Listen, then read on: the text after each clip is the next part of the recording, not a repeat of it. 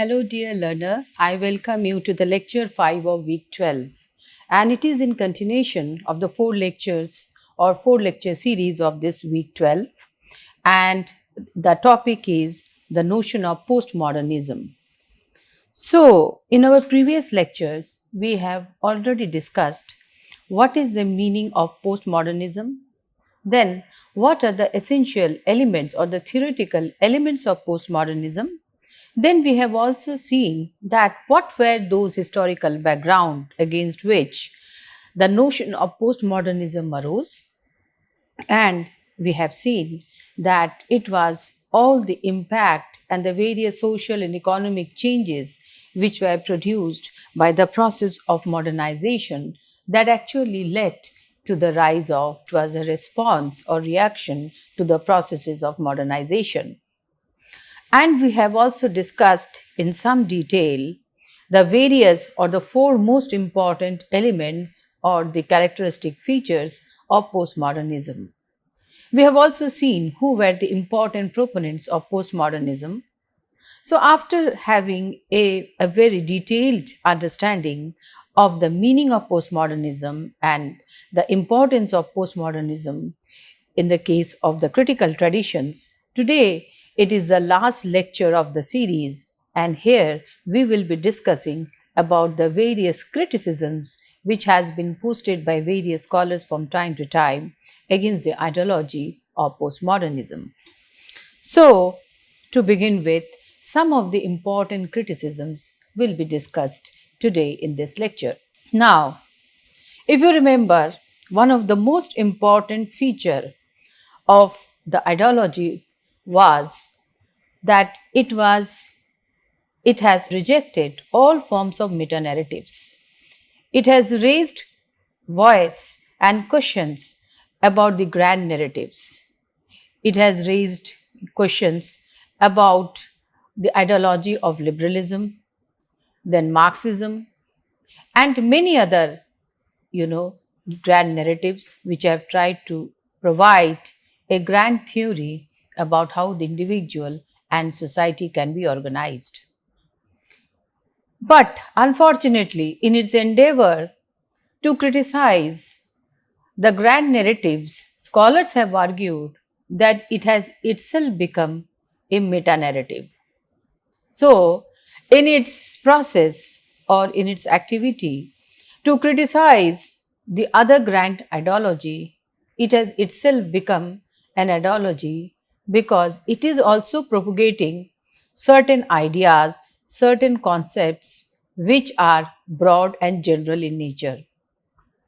So, therefore, if it is doing so, then there is also a danger that it will also be converted into grand narrative or meta narrative. So, this is the first criticism. Second is, Jürgen Habermas have argued that postmodernism has exacerbated the problems of personal and social integration, bewilderment, and despair. Because if you remember the important tenets or criticism of postmodernism, they were talking about the fragmented nature of our social lives, how the individuals they have their own subjective experiences, how individuals have their own choices, they have their own set of values, and why those individual propensities should be respected. So, on the one hand, there is talk about the fragmentation, and on the other hand, there is also need for social integration, a social unity, which is necessary for maintaining balance in the society. Somehow, Habermas have argued that it has highlighted or it has aggravated the tension between this personal interest and the integration of the personal interest with the social causes or with the social unity. And it has also raised some of the issues over despair and bewilderment of the individual. Another very important thinker, Noam Chomsky, argued that postmodernism is meaningless because it adds nothing to analytical or empirical knowledge. Because if you just have a look at what postmodernism is doing, then you will find that it is most of the time making a critique of the modernity or the various aspects of modernity. It is making a critique of the philosophy of Enlightenment tradition. But it is not providing any concrete alternative about what should be the ideal society or what should be the nature of the society or the structure of that society, about which the postmodernists have not talked much. So, therefore, in terms of contribution to analytical or empirical knowledge, both the field, and we find that in both the cases the contribution of postmodernism is very less, and this has been highlighted by a renowned theorist, Noam Chomsky. Now, the next criticism is that postmodernism does not provide answers to questions about the roots of oppression and marginalization. Now, we know that when we are discussing about the important challenges which are faced by people in the society in terms of oppression, domination, and exploitation, then we must know that one of the important function of any critical tradition is to first analyze and then explain what are the reasons behind those exploitation. What are the causes that lead to particular structure of dominance in the society? Because without understanding the causes, we cannot fight against them. We cannot develop solutions which are suitable to be used against them. So, we have to analyze, we have to explain, and then we have to transform it. So, these are the three important functions of any critical theory. But in the case of postmodernism, what we are finding is that the emphasis or the function is more of the critical nature. It is criticizing, but it is not able to explain the root causes of social problems or social deprivation, economic injustices in the society. Similarly, they do not explain what changes are required in the social and economic situation to make changes in the unitary self. We have to make changes in the unitary self. But how to make those changes? What changes are required in the social and economic situation so that we get a particular notion of self? That is also not explained. If you remember, the postmodernists have made a criticism of the Enlightenment notion of individual or the Cartesian notion of self, where they have criticized the duality between mind and body, where they have criticized the individualistic nature of the individual self. And they have argued that the individual is not an abstract individual, but individual is, or the self of the individual is determined by the discourse or the social discourse which is prevalent at that point of time.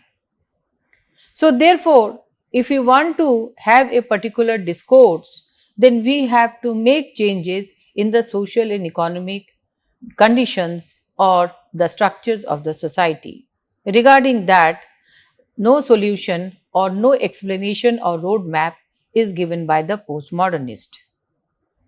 Then another very important criticism which is labeled against the postmodernists are that they are suffering from relativism, because they are talking about the subjective experiences. They are talking about the contingent nature of any phenomena. They are talking about the contingent nature of the individual. So that means all these concepts They are associated with a particular condition, particular social economic situation at any point of time. Therefore, it is relative in nature. As such, it is making a critique of the universalistic notions of the modernist ideas. So, therefore, the critics have argued that postmodernism, in its attempt to criticize the modernist ideas, are becoming a sort of, they are acquiring the position of the relativist, or they are moving towards the phenomena of the relativism. Another important critique against postmodernism is that its version of truth empties the discourse of the powerful. Then it also has the same impact on the discourse of the oppressed. Now, this is very important. What we mean by emptying the discourse of the powerful, and what relation it has got with the notion of truth which it is advancing. We have already seen and understood that postmodernists have argued that there cannot be one single notion of truth. And truth is also contingent in nature. And truth are created and constructed by a certain segment of the society suiting their own interest and needs. So, therefore, we need multiple notions of truth to understand the complete reality. So, how then this notion of truth leads to emptying of the discourse of the powerful? Because when it is criticizing the prevalent discourse or the prevalent truth or the dominant truth which is advanced by the rich and the powerful, then the postmodernists are criticizing that discourse, saying that it is promoting their interest and it is having certain objectives or hidden agenda behind it, and it does not imply the complete truth, or it may be guided by some other considerations. Same logic can also be applied to the discourse of the poor and the marginalized.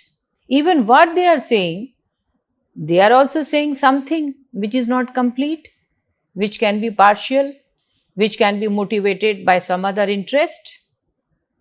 So, to say that only the discourse of the powerful is having a certain, a shady nature of truth, whereas the discourse of the poor and the marginalized, they are in possession of the real side of the story, I think this is a type of contradiction. So, therefore, many critics have rightfully argued that in their attempt to understand or reinterpret the notion of truth, they have not only emptied the discourse of the rich and the powerful, but also in a way of the poor and the marginalized. Now, the next criticism is the emancipatory potential of postmodernity is thus lost. Because ultimately, what is the objective of postmodernism? The objective of postmodernism is not simply to criticize modernity.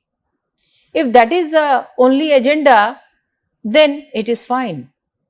But if we are placing postmodernism in the critical tradition, then it must be having certain emancipatory objective or emancipatory function also in the society.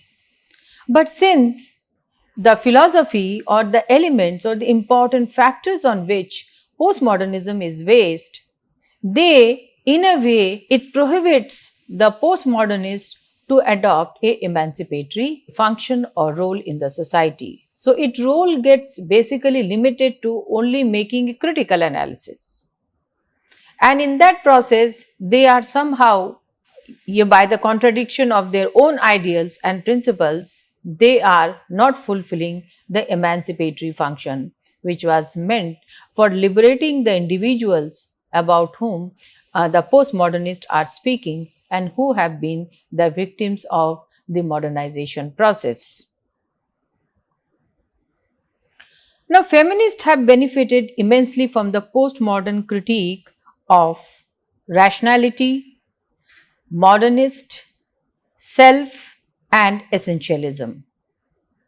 Now, if we say that these criticism which have been advanced by the postmodernist thinkers, they have been of not much use for the emancipatory objective is also not right.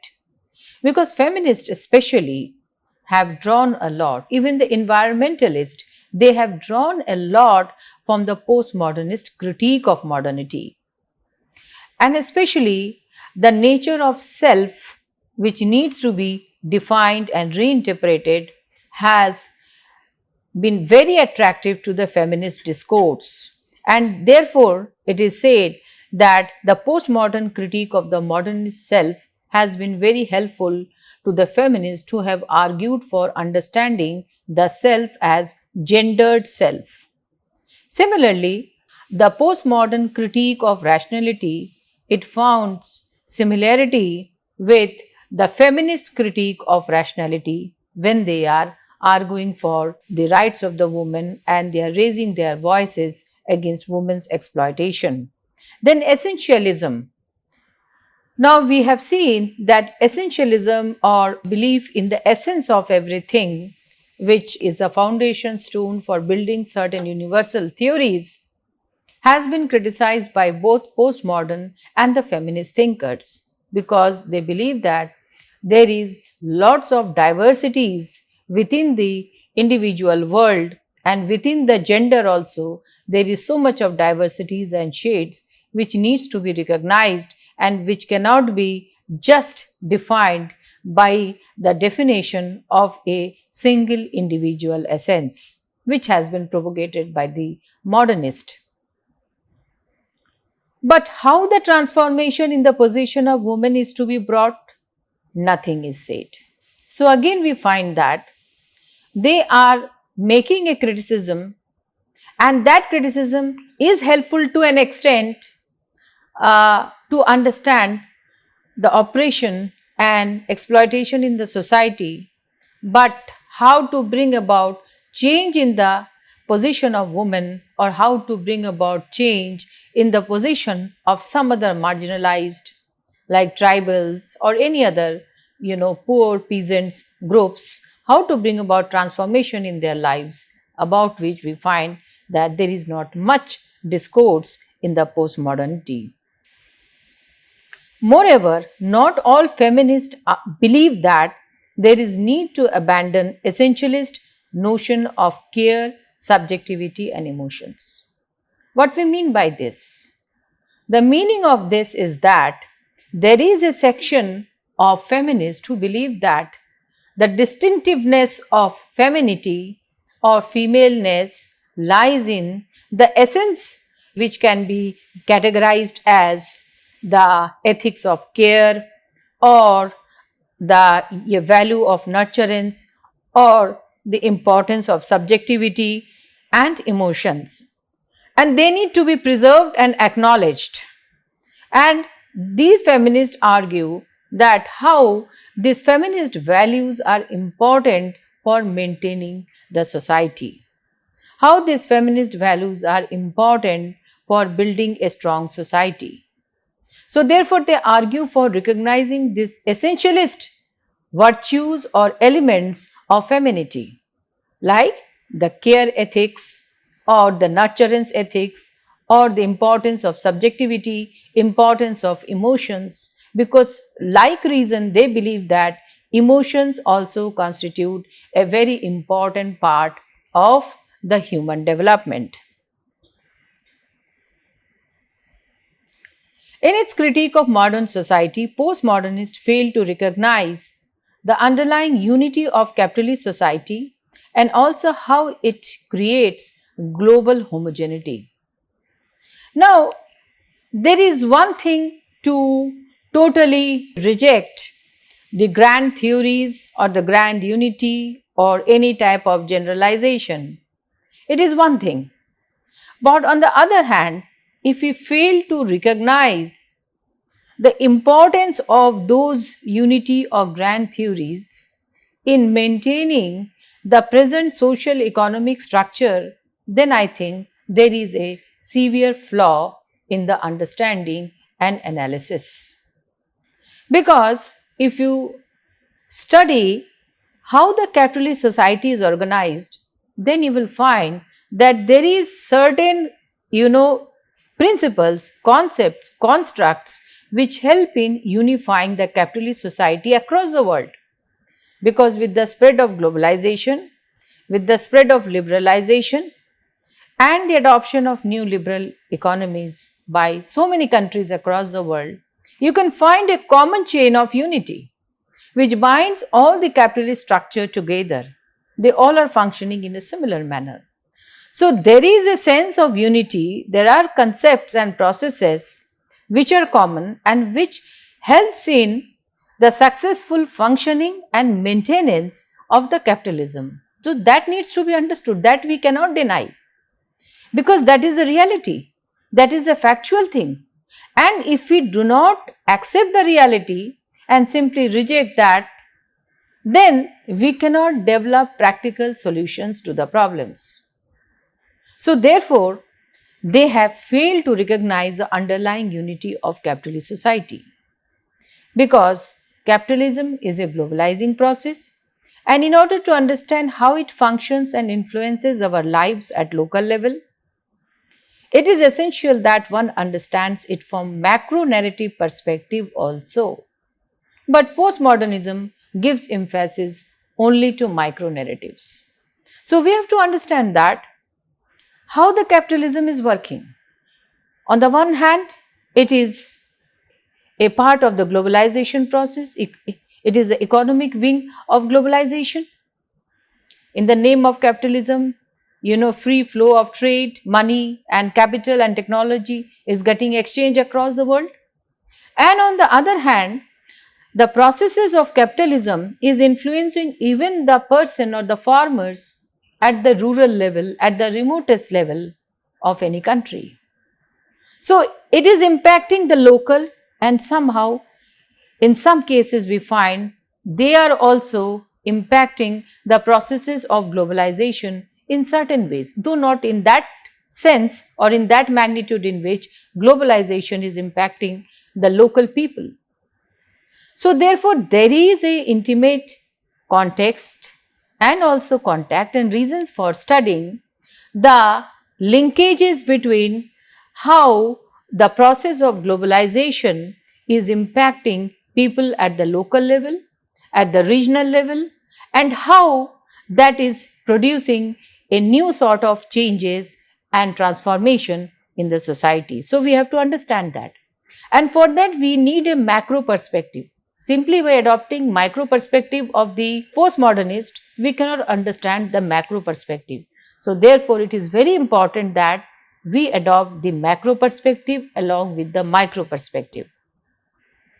Then the next criticism is that postmodernism relativism prevents it from analyzing the pitiable conditions of workers in contemporary capitalism.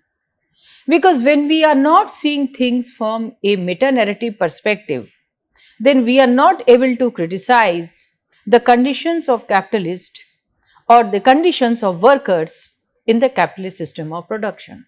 So ultimately, the same point is coming again and again, that is the emancipatory potential or the emancipatory function which is assigned to any critical theory. We find that that function is getting reduced or limited if the postmodernists are not able to provide or not able to analyze how to change the conditions of the workers in the capitalist society. Now, the linguistic constructions of postmodernism cannot only help in understanding the reasons for poverty and injustices in the world, because we have seen that how the postmodernists have understood the importance of language in perpetuation of power, in perpetuation of dominance in the society. Therefore, it is very essential to understand that, and we have already seen in our previous lectures, that how language helps us to manipulate, language helps us to construct a particular type of reality, or through the use of language, a particular type of reality is projected before the people to achieve certain objectives. But the question is that, can only interpretations of language or you can say the linguistic construction, can help in understanding and mitigating poverty and injustices across the world? Can it help in reducing the inequalities which is rising day by day because of the influences of new liberal economy? We need concrete solutions for our very specific problems. If those solutions we are not able to derive, then naturally the usefulness of any theory becomes very limited in nature. Similarly, scholars have argued that it is a failure of the political analysis on the part of postmodernists because they have failed to give some analysis of social oppression or injustices. So, it's a failure of the political analysis or lacuna, and that is what we are studying now. One of the weaknesses of postmodernism is that they are very radical, they are very optimistic, and also they are making a vigorous critique. But how that radical transformation will take place, that is not explained and thought about in much detail by the postmodernist. Therefore, it is a failure of political analysis. Postmodern scholars are often accused of promoting obscurantism, being hostile to objective truth, and encouraging relativism. Since they are rejecting many of the important achievements of the Enlightenment tradition, therefore, many of them have argued that they are going back.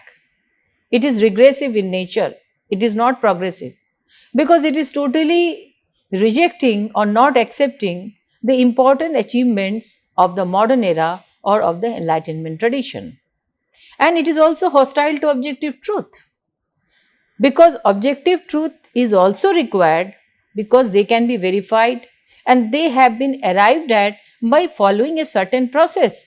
So, simply rejecting the objective truth is to deny a very important source of knowledge, or it is to deny a very important method by which we can acquire knowledge about a substantial segment of our world. So, therefore, it is in a way by rejecting the major achievements of modernity, it is trying to promote a type of relativism which is always fraught with many dangers. Now, the next is postmodernism has received significant criticism for its lack of stable meaning and definition. Now, we have seen in our first lecture that, like any other concepts of social sciences, even postmodernism has also been interpreted and understood by the different scholars in different way. And moreover, postmodernist influence can be seen in multifarious dimensions of our life, whether in the field of politics, economics, or in the social lives, in art, culture, literature. Everywhere we find its influence, and every scholars in their respective disciplines have interpreted and defined postmodernist in their own way. So, there are multiple shades, multiple understanding, therefore, there is no fixed definition as we find with other concepts of social sciences. Also, related with the definition is about the features of postmodernism. There is no agreement also regarding the basic features of postmodernism. But in order to make you understand the basic features of postmodernism, we have incorporated certain theoretical elements in our earlier lecture. But besides those elements, there are also multiple other elements which, because of the paucity of time and space, we could not include, but they are also the various elements which are part of the important theory of postmodernism. Then a very important criticism is labeled against the postmodernist by Habermas. He said that it is new conservative in nature. Now, this is a very serious allegation. What does it mean? It is new conservative because it is irrational and potentially fascist in abandonment of the rational program of modernity tradition of the Enlightenment. Now, see, these charges cannot be denied prima facie because they have abandoned and criticized the important achievements of the Enlightenment tradition. If you remember, what was the objective of Enlightenment tradition? The objective of Enlightenment tradition was to bring about change and transformation. So, when they are actually rejecting these ideals and principles, they are also rejecting the change. Therefore, they have been labeled as conservatives. And they are also conservatives because they are speaking against rationality, they are speaking against science, and sometimes they have also been termed as fascist in nature. Because fascist, if you remember fascism, the fascism also abandons the need for the rationality, the need for reasoning. So, therefore, in this sense, they come very near to fascist understanding of politics. To conclude, in the present age of globalization, with increasing space for mass media and technology, there is simultaneous growth of globalization along with increase of cultural differentiation and cultural heterogeneity. Now, these two processes are going parallelly. On the one hand, there is process of globalization. On the other hand, we find that there is process of regional identities, regional movements, identity movements taking place. Now, the resurgence of cultural identity or cultural differentiation have again gained the attention of the postmodernist thinker, and they are trying to interpret and understand the reasons behind its emergence. Also, in the age of mass media and the digitalization of society, postmodernist arguments are very relevant that power can no longer be imposed from above because it has to be distributed among different parts of the society. So, in this age of digitalization and mass media where everything is open and transparent, it is very difficult to exercise power in an arbitrary way. The people are exercising powers in multiple dimensions and at multiple points in the society. So, that needs to be recognized. Similarly, postmodernism is a critical and radical philosophy, and its emphasis on pluralism, then differences, and eclecticism is important. So, since we are moving towards a world where there is increasing consciousness of differences, identity, needs, aspirations, so postmodernism celebration of pluralism and differences is very important. And at the last, eclecticism is a conceptual approach that does not hold a single paradigm or assumptions but draws upon multiple theories or ideas. So, it is the same talk about pluralism which we are emphasizing right from the beginning of our lecture 1. So, with this, we come to the end of our lecture on postmodernism, followed by certain activity questions like why postmodernism has become a meta narrative and added nothing to knowledge. Why postmodernism has been labeled as neo-conservatives. Why postmodernism may not be useful for understanding capitalist society. Why the emancipatory potential of postmodernism is very limited. With these activity questions, there are two further questions which are aimed at steering the imagination of the learners. First, do you think that in a society along with diversities, some element of unity is also required for building consensus on common issues? Second, give two examples to explain how the contemporary process of globalization is leading to rise of regionalization and rise of identity crisis. So with this, I come to the end of this lecture. I hope you have enjoyed it. Thank you very much.